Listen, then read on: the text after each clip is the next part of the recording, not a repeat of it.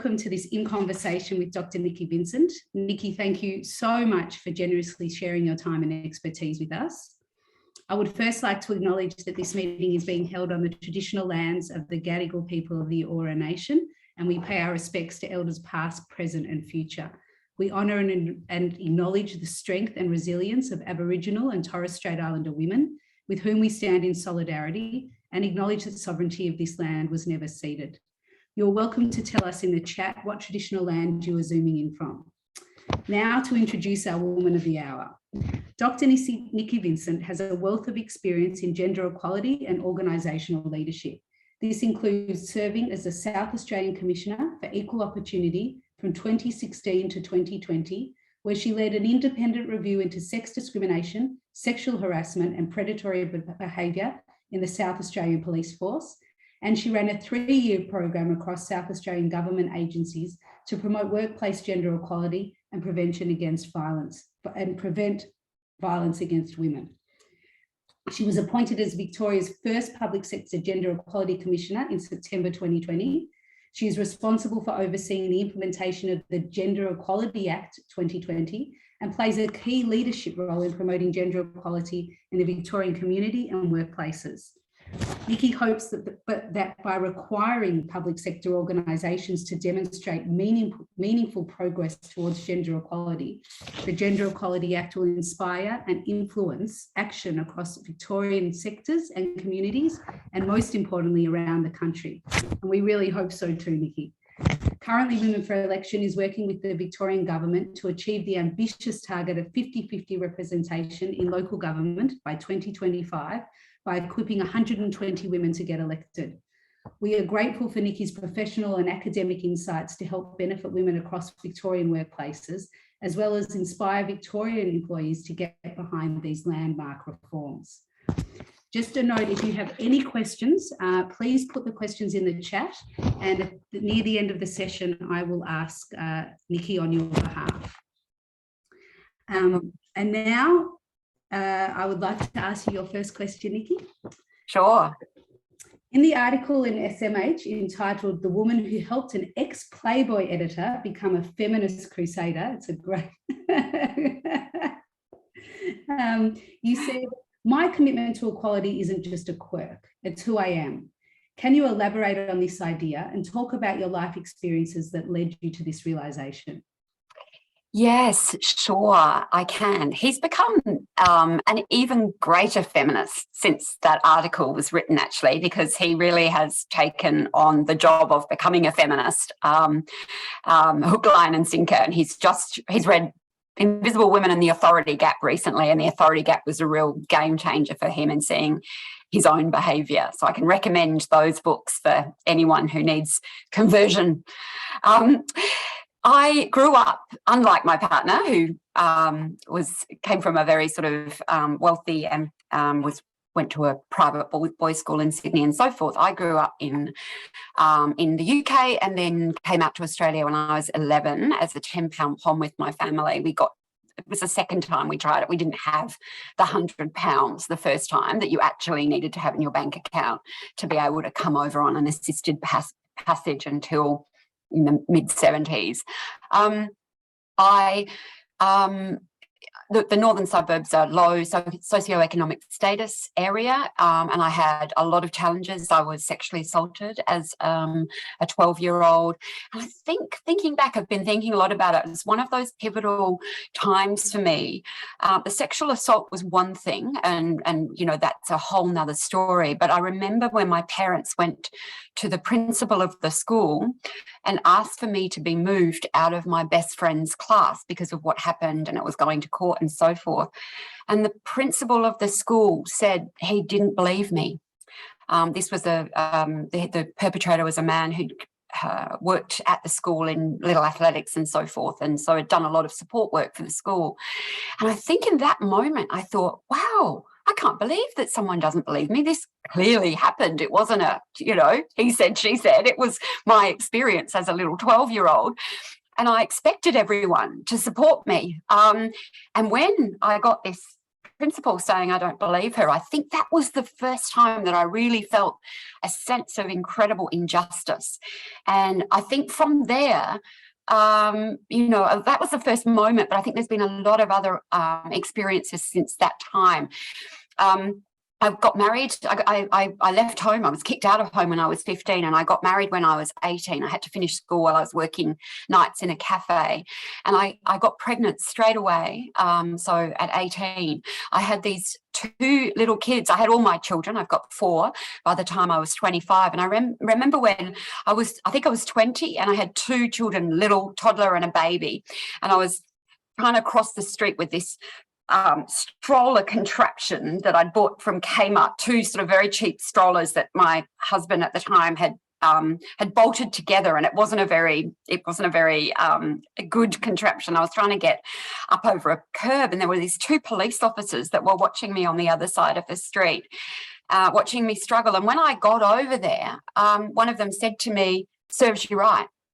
I think because I was young, I looked much younger than I was 20, but that I'd got myself pregnant and was struggling. So another kind of injustice, and there have been multiple throughout my life, as well as some amazing things that have helped support me in my journey. But in terms of thinking about that sense of social justice, my own treatment is where it came from, and the treatment of my children as a young mum in a health system and so forth, where kind of what I was saying as a parent was ignored, etc.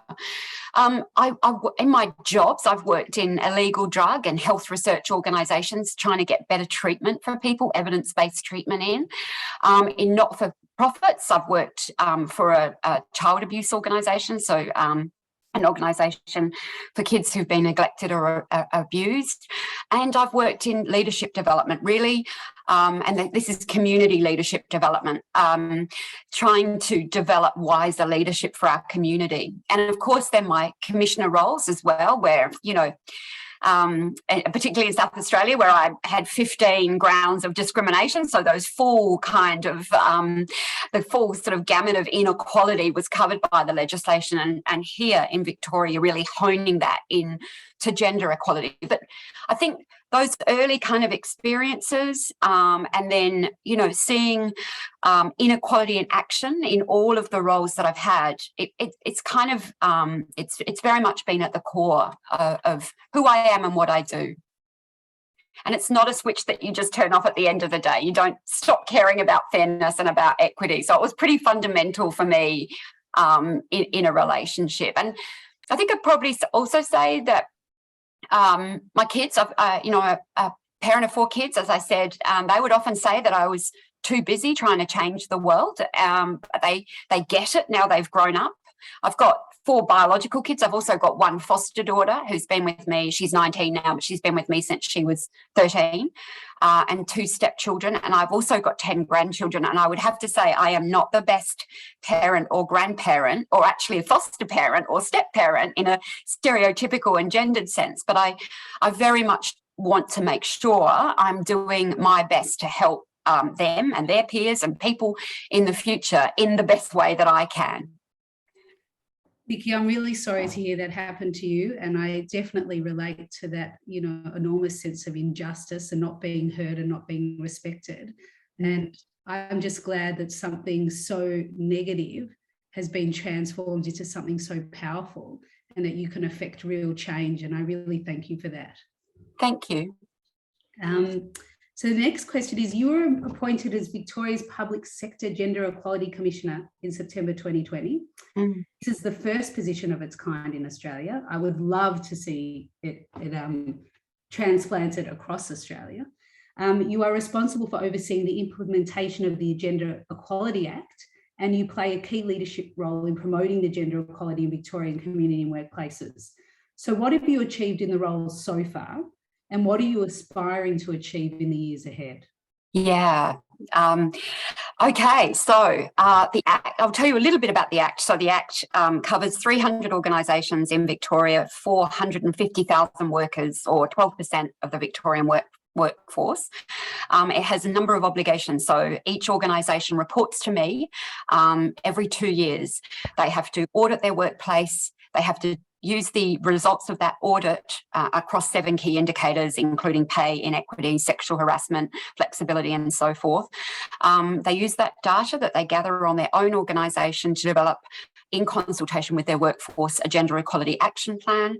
They must report on their progress to me on each of the indicators and in implementing their plan every 2 years, and they must make reasonable and material progress.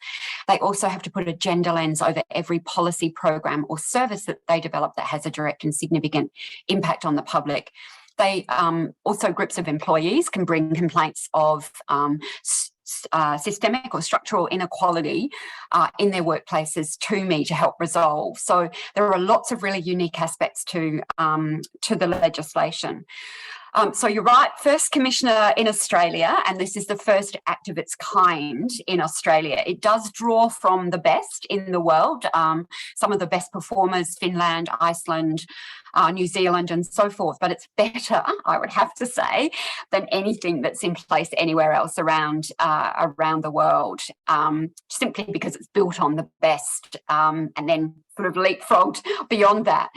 So I guess the first thing was moving from Adelaide, moving from South Australia to Victoria at the beginning of last year.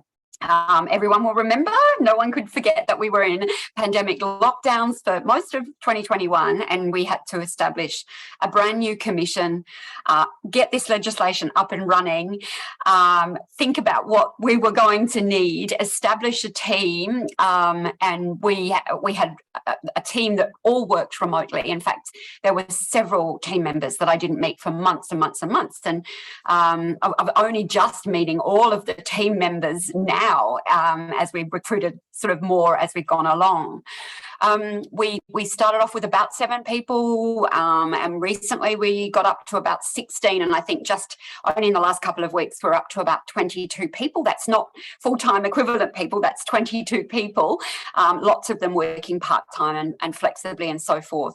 The Act came into effect on the 31st of March last year, and it's been like starting up, you know, a startup in the entrepreneurial sense, because there wasn't much to go on. We pretty much had to set everything up from scratch, and we literally had to invent processes and systems and do a lot of that kind of experimenting that you do when you're starting from scratch.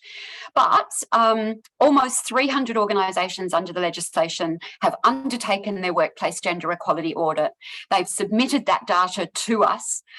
We built a reporting platform and an insights portal, so you can actually go and have a look at any organisation that's covered by the legislation and look at what their data says, so what their sexual harassment rates like, what their pay gaps like, what they're doing about workplace flexibility and promotions and all of those sorts of things. You can have a look at them individually. We took all that data, we had to obviously quality check it and compliance check it and send it back if it wasn't good enough, so that was a huge process. Then we analysed it all. And we've just on Monday released our baseline report and all of the individual organisations' data. So I've been doing a lot of media over the last couple of days here in Victoria. As I said, we built a reporting platform that took 67 million data points. So it was a major IT project. I have never overseen a major IT project before. This is a first for me. We also did a lot of, developed a lot of guidance materials and other resources to help organisations understand what their obligations are and meet them. I gave, in my first year, 2021, I gave 256 speeches, and I've given about 130 this year to date, so still a lot of speeches going on. I was involved in about 25 media interviews in that first year and op-eds and things like that. I'm not sure how many this year, but probably around the same, especially over the last couple of days. And then organisations used that data that they collected back and gave to us back in December to develop their gender equality action plans. And now they've submitted all of those to us, and we've compliance checked all of those, and those are all now published on our Insights portal. We've also commissioned 10 research projects to build the evidence base about what works for gender equality, and to support, and we support an ongoing program of interns, and we've set up the dispute resolution function so I can help get involved to help solve disputes relating to systemic gender inequality for groups of employees under the Act. And so we've now got the most comprehensive data set on public sector workplace gender equality in the public sector, in any state in Australia. So I think that's a lot for a year, and our team is absolutely amazing. They're all just about ready to keel over, and so lots of people taking little breaks, I think, or shortish breaks over the next couple of months to sort of replenish, which is absolutely what they need to do. But they have been unbelievable in pulling together and doing all of this. A very small team, a huge amount of work. So next year, we'll be releasing the data on intersectionality. We've got a lot of data on that. We collected a lot of data on it, but it's more complex to analyse because it's a bit patchy. So we're going to use some of the research findings that we've given out grants for, and also analyse that data in a special report that we'll put out next year. And we're also having a focus now on supporting organisations around their gender impact assessments to make sure that their policies, programs and services don't inadvertently discriminate. The classic of Invisible Women, Caroline Criado Perez's book that said, if you don't think about gender, then you'll design for men by default. And that's what we want to avoid doing with this legislation. So there's been a lot going on. Wow, there has been a lot, especially during COVID, with everyone locked down and in fear, and companies not sure, what their workforce is going to look like. So it's really a huge achievement so far. I can only imagine what you can achieve now in a kind of post-pandemic era. Yeah. I wanted to ask you quickly, when you put future legislation under a gender lens, does the Act have any retrospectivity to it? Can you retrospectively put existing legislation under a gender lens, or it doesn't allow for that? We're not looking at legislation per se, and it is only future focused. So, but there is a lot of work being done by others in that sort of more putting a gender lens over legislation. I've been involved in some of those conversations. Amazing work being done. Our legislation says you have to put it over policies, programs or services designed for the public. You don't have to look at those retrospectively, but when they come up for review, so if you've got existing policies, programs or services that come up for review, you have to put a gender lens over them then, and any new policies, programs and services. But we also have a duty to promote gender equality, and so where organisations have asked us about that, we've suggested that just going beyond what the legislation says and actually putting a gender lens over all of their existing policies, programs and services could be a good way to promote gender equality in those organisations. Right. So at Women for Election, we know that there's increased barriers for entry for women to get elected. They face structural, socio-economic, institutional and cultural barriers, including unequal distribution of domestic responsibilities and reduced financial resources. So recently in a Women's Agenda article, you said that you stopped housework for 6 months and found that changed the standards and responsibilities that you hope will last forever. Can you talk about the experience and how equality in the home often translates to greater equality in other areas of women's lives? Yes, I sure can. And my poor partner, who always gets to be the subject of some of these op-eds that we write at the Commission, but he's a good sport about it. He was the subject of that particular op-ed where I'd had major spinal surgery that kind of came up. That's the other thing that came up in the midst of all of this work that we're doing, and I had to be offline for a few weeks. But also then I have a 12-month recovery period where I can't lift anything over 5 kilos, and I'm not supposed to. Well, I certainly couldn't at first do any vacuuming or mopping or anything that sort of puts any strain on my back whatsoever. I should add that I live in a 4-story townhouse. So there are lots of stairs and things.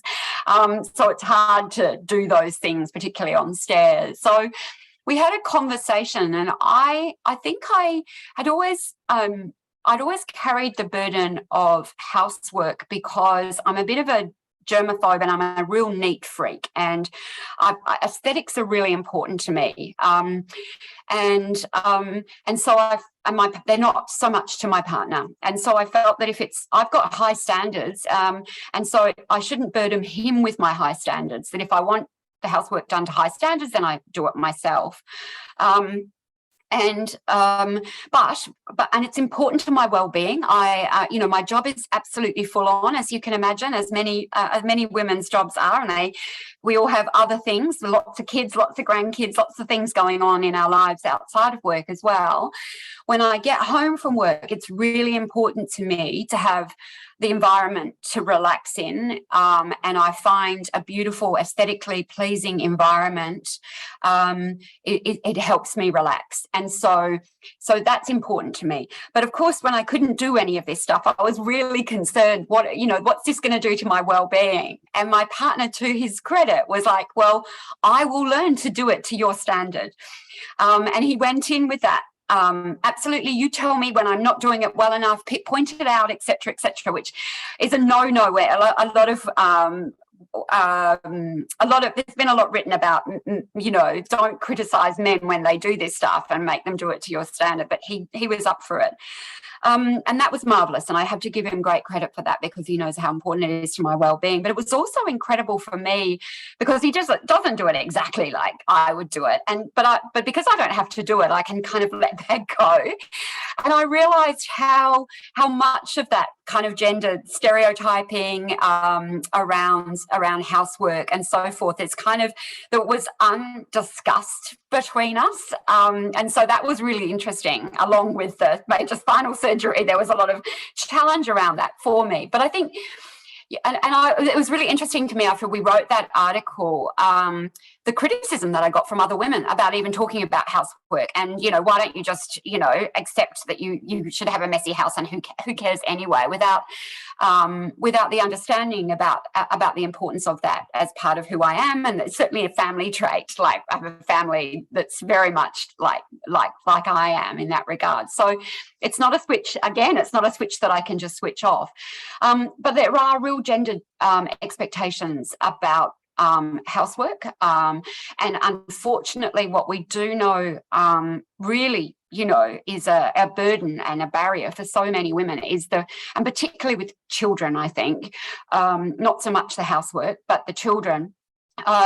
You've got these two roles. You've got your one that you go and get paid for, and then you've got this second job that you do, and sometimes with a bit of a help from a partner, but often you've got to do all the emotional work and the thinking about what needs to be done so that your partner can be directed.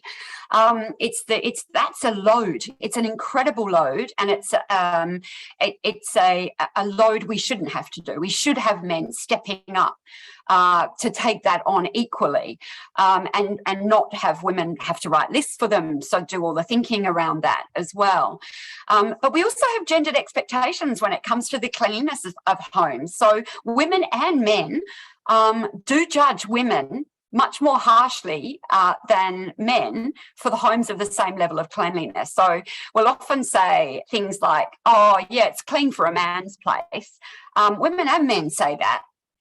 But if there's some untidiness or some uncleanliness in a woman's house, they're judged that you never say, "Oh, it's clean for a woman's house." So I think we are all often subject to gendered stereotypes that are unconscious, me included. And so I think that was an interesting journey for me. Yeah, I can completely relate. I have 3 children, a new baby. And I always talk about the mental load, even though I have a partner that will help me. And like you, I'm a raging feminist. It's in my blood. It's, it's who I am. But you take on exactly what you said, the emotional responses, of my children. And the list is always in my head. And I'm always directing, "Andres, can you do this?" And it's a massive load, and it does affect every part of my life. So I really relate to what you're saying. Back to women in leadership in positions, women in public office. As a commissioner, you spend much of your role you have spent much of your role working with elected representatives. Why do you want to see better gender equity in Australia's legislative chambers? Well, my role right now really focuses very much on the public sector rather than the political part of the equation. But as you say, I do engage with many politicians and elected representatives in local government. I'm involved in a big local government forum tomorrow. There's still a lot of work to do. There are many councils across Victoria that aren't gender balanced among the councillors, although the representation of women is much better in Victoria than in many other jurisdictions in Australia, because we've had a real focus on that. But a group of representatives should be representative of the community that they serve, and I think it's as simple as that. I think it's often impossible, and particularly for men who haven't experienced being a woman. I mean, transgender men are a group that are really interesting because they have experienced it from both sides, but it's often really difficult for men to bring a female gender lens to a perspective, and they'd certainly have to work very hard at that. We need women there to provide that lens for the 50% of the population that are being served. It is absolutely crucial. It's also not just about gender, but it's about intersectionality too, the way in which gender can combine with things like being a woman of colour, or being an Aboriginal woman, being a woman with a disability, being an older woman, and so forth, sort of compounding gender. And we really need those lenses brought to representation, because those people are in our community and deserve and need to be represented. Diversity comes with so many benefits, stronger decision making, really good, well-researched economic benefits, but it is also, absolutely the right thing to do. Yeah, here at Women for Election, we totally agree with your sentiment. We believe that we need diverse, representative voices in all levels of our government to represent what is truly Australian, not one kind of idea about what it means to be Australian. I think a good example is we have now Dr. Anne Ali, who is she's a single mother. She's a woman who came from a domestic violence situation, a single mother raising her 2 boys. She understands the importance of childcare and what it means for women all across Australia, and to have her in that portfolio now is very promising. And I hope to see her experience translated into legislative and policy reform. Yes, I was privileged to meet her in person just recently, actually, and to hear her story, which she's very generously sharing and courageously sharing. I absolutely agree. Yes. So throughout your career and in your personal life, have you experienced gaslighting and negativity around your pursuit and commitment to gender equality? What are your best comeback responses? We need to know them, Niki. I think I'm still working on those. I need to know them as well. I cannot tell you how regularly I am told how to do my job by men, and they have neither any experience or expertise, but nonetheless feel absolutely qualified to tell me, and I'm going to use the word mansplain, because I feel a sense of needing to have revenge, use that word, just because just because they're men. They think, they can tell me what to do. And I find the arrogance absolutely astounding. And I find it astounding no matter how many times it happens to me. I am just blown away every time it does. And of course, this has been very much on display over the last couple of days because, as I said, we've launched this major report and we've been out there, and I've been doing media over and over and over again. I look at the comments on the media articles, and there are men saying there's no such thing as the pay gap. You know, it's illegal to pay people differently for doing the same job, and it shouldn't be called pay gap, it should be called earnings gap, was one comment when I was on Virginia Trioli's mornings program yesterday. We're having a conversation with her about it. It just is just over and over and over again. Instead of thinking, well, wait, I actually don't really know much about this topic. Maybe I'll go and have a look at some research and read the report perhaps before I comment. I'll just jump in to shut it down, which speaks of the fear, I guess, that is at the heart of resistance to feminism, resistance to women's leadership, women's equality, and so forth.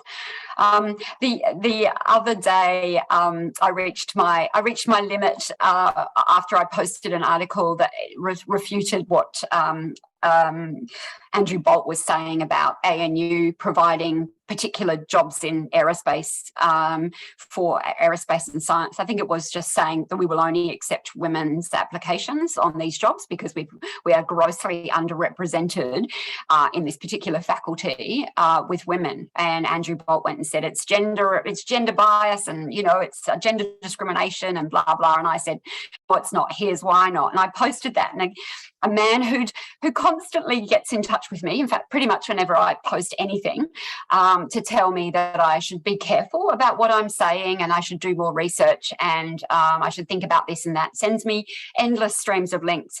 But he did on this day, he said, here's why you're wrong, and gave me all the links, and then said, I run an OC health and safety consultancy business, and I'm happy to come and give a lecture to you and your team anytime you like.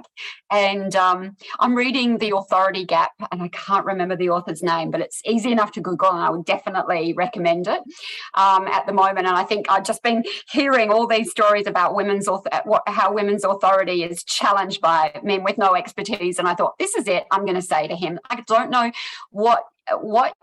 in what world do you think it's okay to kind of come back and offer me and my team, a team of gender equality experts, a lecture because you on gender equality because you run an OC health and safety consultancy? And I was furious, but I try not to engage. I generally try to just avoid it and not get hooked into it, because you can really, you can become very frustrated. It can be a really negative distraction. And I do notice how it impacts my well-being. So if I'm getting trolled, then I'll just block them on social media. And in fact, this guy came back again and I just blocked him because I thought I'm just taking up too much of my headspace, and that's not what I want. That's not where I want my headspace to be focused. So, but when it comes to speaking to people in person, especially those who are resistant to change, and so often I'll get people talking to me, coming up to me or asking a question when I'm speaking publicly, and they will give me this, it's reverse discrimination, and the pendulum has swung too far, and all of that sort of stuff that they think is original and isn't. I do try to listen to where they're coming from. I do appreciate that that this is coming from a place of fear, and they worry about what they're going to lose, but they haven't thought about how much they've benefited from the system the way it is. But that is certainly at the heart of it. And I do try to engage them by asking questions and listening deeply and providing logic, which doesn't always work. And that's certainly how my partner was influenced. He was the editor of Playboy. He's a good guy, but he had some very, I would say very outdated ideas about gender. And there are some people who won't change their minds, like the guy with the OC health and safety consultancy, I think. And so it's a waste of time, and it's just frustrating to try and do that. So I think accept that you can't convince everyone, and find confidential outlets where you can let off steam about this. We've looked at some research that said about 15% of the population is what we call the entrenched opposition. So ignore them, or try to ignore them.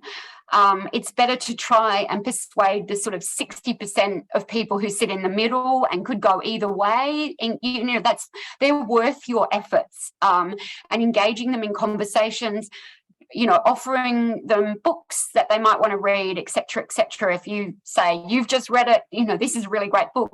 I've had lots of men buy books after I've suggested they might read them, and then come back to me and say, oh, wow, I actually did learn a lot about that. I learned a lot from that. So, but I'm not sure I've got any particularly brilliant lines. And if anyone has, I would love to hear them, because I just love to fire back a one-line at people sometimes, and I'm not very good at it. No, thank you. I really appreciate your observations, and the fact that it's true that sometimes you're not going to convince everyone of your perspective, and don't waste your energy and your time on those types of people, because they're just going to undermine your work. We talk about this a lot actually in our equip training, and we see it time and time again. So definitely the people who are women here who are running for election or who have run for election come up across this in their campaigns all the time. Yeah. And we talk about, when to engage, when to not engage. Sometimes it can get violent and it needs to be reported to the police. Yeah. But most of the time it's these, gaslighting situations, and you just have to block them and move on. Yeah. But thank you for that advice. In our world, we can see that gender is often referred to as a double-edged sword when it comes to women in leadership. And what I mean by this is that gender at times hinders leadership, but it can also aid a woman's rise and contribute to her power and legitimacy as a leader. How do you see this idea fit into your work and into the general notion of leadership of women? Yeah, it's there's frustration, obviously. We see that all the time, where women are judged very differently to men, and there's, much more of a focus on how they look, et cetera, et cetera. My own experience when I was, when the appointment of me to this role was shared on social media, was waking up the next morning and finding just like the incredible sort of trolling about my appearance and my personal life and my sexuality, et cetera, without any consideration of my experience and qualifications for the role. And there are, thousands of women the world over that experience that. I do think that being a woman contributes to my leadership. It's certainly what drives me in this role. But also my other life experiences as well. My experience of discrimination in other areas and so forth, I think all add to my leadership in that regard. It is so important in political leadership is there is just so much that men don't see, and we very much need to address that. But more often I see that women remain underrepresented in leadership, and we see this from our data that we just released over the last couple of days. We've got 66% of women are employed. So of the people employed across all of the industries in our sector, 66% of them are women, but only 46% of leaders are women. So there's a 20% gap there. And if you look at the Victorian public service and the Victorian local government sector, there's a 25% gap between the women in the organisations and the women in leadership. So still huge amount of work to be done there. And we know women need to surmount so many extra barriers to become leaders. Unconscious bias, we all have it. Women and men have it, but it does seep into our evaluation of women's applications, of how they perform in job interviews, when they ask for pay rises, how they're judged when they want to work flexibly, etc., etc. Men and women are judged around working flexibly, and very gendered assumptions about who takes on what types of roles. And so there's a lot of work to be done in addressing that. I think we can never stop kind of calling that out. And I think the beauty of the legislation that I oversee is that focus on data, that focus on data transparency, and that focus on seeing change. Because if we don't see change, there are consequences for that for organisations that are under the legislation, both from me as Commissioner, but also publicly, because their data is out there and they'll be judged by the public and the media and their own employees. I can't tell you how many women have looked at their own organisation's gender pay gap and gone, oh my goodness, I'm going to have a conversation about this, and that's the beauty of transparency. And there is also this lack of part-time and flexible working at leadership levels, which hampers women. So we really do need to update our ideas about what leadership looks like, and that will happen the more women we get in leadership. It's a slow process, but ramping it up through legislation like ours, I think is going to, rocket boost it. I hope it's going to rocket boost it. I'm certain it is. And we've really got to move past that social construct of merit that just means employing someone who looks like the person who was there before. And that's basically what happens a lot of the time, and particularly in male-dominated industries as well. We don't value attributes such as empathy, which of course many women have been socialised to develop and many men have not, or they have to put their empathy away when they walk into the workplace. And we've really got to normalise part-time and job share roles for men and women, so that parents aren't forced to choose between their families and careers. And I've been very lucky in my own life. I've had a lot of flexibility. Having 4 kids and being a single parent, I've been married twice, would have been challenging for me. I got my first job out of uni. I met a woman that was going for the same job in the library at the university where we were both studying. We both saw that we were going for the same job. We didn't know each other, and both of us said, I don't really want to work full time. I said, I've got 4 kids. She had extra study that she was doing, so we decided to go for the job as a job share. And we've just, celebrated I think it's our 28th year of friendship. So that was extraordinary. We both got the job. And we did share it, and both of us have been incredibly strong advocates for flexibility. And any workplace that I've led, which is quite a few now over the last 25 years or so, has been a flexible workplace. And I think that's fundamental for women. It's actually really important for men if we want them to take up their role of caring and housework and so forth. That then frees women up. What we do see still in Australia is limited flexible working, and we know that countries like Canada and the UK are doing much better in having women working full-time because they've got more flexibility that allows them to work the hours when it works for them. So they might do early starts and early leaving, or the other way around, or they might crunch their days up, their 5-day week into a 4-day week so they can have a day off at the end. So that's something we're investigating in our work as well.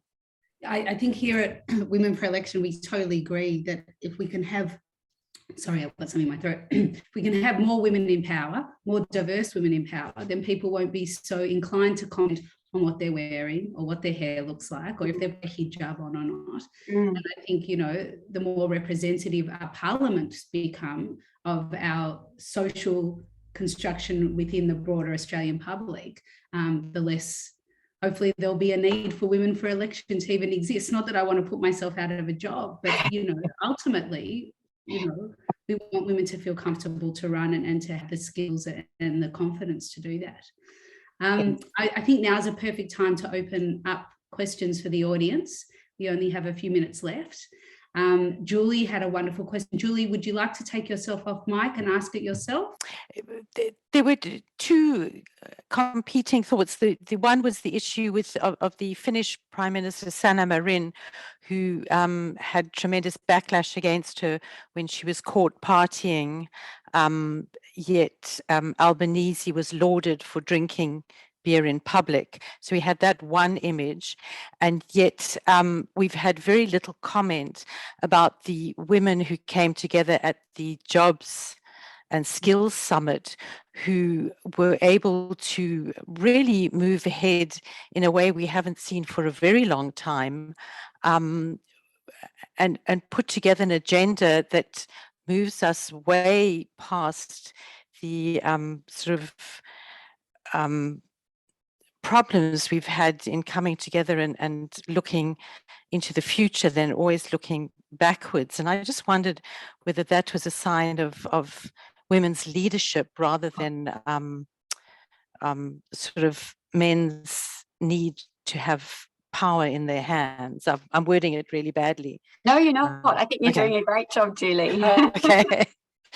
Look, I absolutely agree with you. I felt like it was just so beautiful to see Jennifer Westacott and from Business Council and Sally McManus from the Australian Council of Trade Unions demonstrating collaboration rather than combat when they were interviewed on ABC's Insiders. And there was that great feeling about the summit, just seeing all those women there and the women's issues being kind of front and centre of the agenda. It was fantastic. And I remember back a time that I'll never forget was that feeling I had when all the different members across the political spectrum, women united over RU486, the so-called abortion pill. And I remember having tears in my eyes about, wow, look at that incredible unity for such an important issue. And I felt so heartened that the last federal elections saw so many women elected, and you see that collaboration among them. And I do feel like the tide is turning, Julie. And I we still have the example that you mentioned of Sanna Marin and her, I think that's partly age as well. I think young women, again, sort of that double kind of discrimination there. And we saw it horrendously with Julia Gillard when she was Prime Minister, and that focus on her. But I don't think, I hope that people wouldn't get away with that. There is now this outcry, and I think even other politicians reflecting on what happened to Julia Gillard say that they wish they'd spoken out more, that they wish they'd kind of said something. And I think now we will, and we're certainly noticing that difference in that kind of collaborative leadership, as you said, coming out of the summit. Fantastic. I agree. I think that there is a double-edged sword for younger women. But, the interesting thing for me about the Sanna Marin situation was you had Boris Johnson partying in lockdown, breaching his own rules. And yes, of course, because he breached his own lockdown rules, there was media around it. But no one was telling him, no one was putting him down for partying. They were holding him accountable for breaching the law. Here, Sanna Marin, in her own private circumstances, not breaching laws, having to take a drug test, it was really profoundly misogynistic. And I'm glad that there were many news articles around the world talking to that. It's sad as well, because Finland is one of the best performers on the World Economic Forum's Global Gender Equality Index, and so you would hope that it wouldn't happen in a country that's such a high performer in that regard. But it shows that it still does, and so it's something we're going to have to counter for a very long time. I agree. Can I add one thing to that? Sure. Can you also just look at the women who've come in as teals and just see what an incredible achievement those women have made with no party backing them, and just acknowledge that as leadership? I mean, that is stunning, the risks that those women have taken. Yes, and, absolutely. There's no media backing them. There's no academia turning around and saying, look at what those women have achieved. It's remarkable. They've gone out on a limb. They've given up careers, money. I actually think, Julie, that it's because they have such standing in the community, they have such experience, they have such gravitas, they have such education. And I disagree with you. I think they received a lot of media comparatively to other women who run for election. I think there's been quite a positive media around them. But for me, what is really striking is the calibre of these women and what they're bringing to Parliament. And I think that they will achieve great things. We'll have to keep you posted. We've got very quickly time for one more question from Kate. Kate, would you like to take yourself off mute and ask? Yeah, sure. I hope you can hear me. Yes. Great. So, hi, Niki. Thank you so much for letting us hear you talk today. It's been really good. I've only been in this role for 7 days now, so I'm learning so much. But yeah, I just wanted to sort of hear about what your proudest moment is, or a story that you've heard as a result of local government's compliance with the Gender Equality Act. Oh, that's a great question, Kate. So look, I guess I think for me, what's been really exciting, and you can imagine we've been doing so much and we've been focused so much on the doing the work, and it's been very difficult in a pandemic for organisations to get the data and comply with the legislation and so forth. So we've had a lot of kind of negative feedback about how hard it is and how challenging this has been, and that women have been given the work to do this as well, on top of homeschooling during the pandemic and everything else. They organisations basically delegated the work, the gender equality of compliance work to women. But what I hear over and over and over again from so many women is how much they believe in it, and how much they have put their heart and soul into thinking that this will actually make a difference in their workplace. And when we had to start telling organisations that they hadn't complied, like that their data didn't make the grade, or their gender equality action plan hadn't made the grade, that was challenging for my team to sort of send out notices and send things back and say, you've got to do it again, or you need to add more.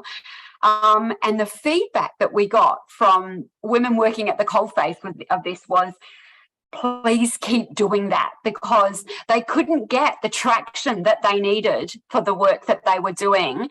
They sort of, it was just do it and get it off and let's tick that box. And they really couldn't get the sort of leadership engagement. But when we went back and said, no, I'm sorry, the data's not enough and you haven't done enough consultation on your plan or whatever, they then knew we were serious, and that's when the leadership really sat up and paid attention and said, oh, wow, we are going to actually have to put the work in and think about this. And so the feedback to us was, keep going, please keep doing that. This is exciting. And now, as I said, the transparency's been amazing. I've had calls from women journalists who are literally going through, looking at each organisation's data and working out where they stand, and giving me a call and saying, what does this mean? And, have they not complied here, et cetera, et cetera. So that's the scrutiny that's really going to drive change. change. And I think for me that's been incredibly rewarding. But that I would say that feedback from women who absolutely have invested their trust in the legislation to make a change, and I'm absolutely determined that it will make change. That is incredible to hear. And very inspiring. And I really, really hope that we can get a public sector gender equality commissioner here in New South Wales. I'm sure everyone was aware of the report that just came out of New South Wales state government and the harassment and sexual assault and bullying that's been going on there. You can only imagine how that transcends downwards into the public sector. So do you have any gravitas, or do you have any inside information around it being copied into other states? We've certainly had public servants reaching out in different jurisdictions to find out what we've done and how we did it. And I think what I would say, it was 2 years of consultation, and there was a citizens jury that was established way before I came to Victoria. And you can actually see the submissions to the consultations in the legislation, which is really powerful. So it has been very much, a community effort in developing the legislation. So it's not something you can just drop in, I think. Although with us having done that, maybe it is now. Maybe we've given the legitimacy for other jurisdictions to kind of just do it. And I hope it does inspire some competition even among jurisdictions. When we were talking to New South Wales, they were thinking of some, they were saying, have you got this? And we were like, no. And they were saying, well, if we did it, and I was like, yes, do it, because that'll help us to, strengthen our legislation and so forth. So we've certainly had public servants reaching out. We've also, Queensland's got its own public sector gender equality commissioner, but it's not the same. It sits under the Public Service Commissioner, and their definition of public sector isn't as broad as ours, because ours includes all of the local government and all universities and so forth. But it's a start, and I know that a member of a small political party in South Australia did put up a bill that had basically taken our act and crossed out Victoria and put South Australia in there. So I think there are plenty of movements in that direction. Well, I'm just mindful of the time. It's now on 2:00. I wanted to thank you, Niki, for this incredibly insightful and engaging event, and more importantly, for your dedication and commitment to gender equality in Australia. We're very grateful to have you in your role. I just wanted to quickly say that for all our other participants, please join us for an upcoming In Conversation with Bridget Archer on the 5th of October, which is going to be fascinating. And we have another masterclass on self-advocacy on the 22nd of September if you want to join. So if everyone could put their hands together and thank Dr. Niki Vincent. You have the power of all these women here behind you. and best wishes to everyone, and thank you very much for having me. Thank you. Thank you very much.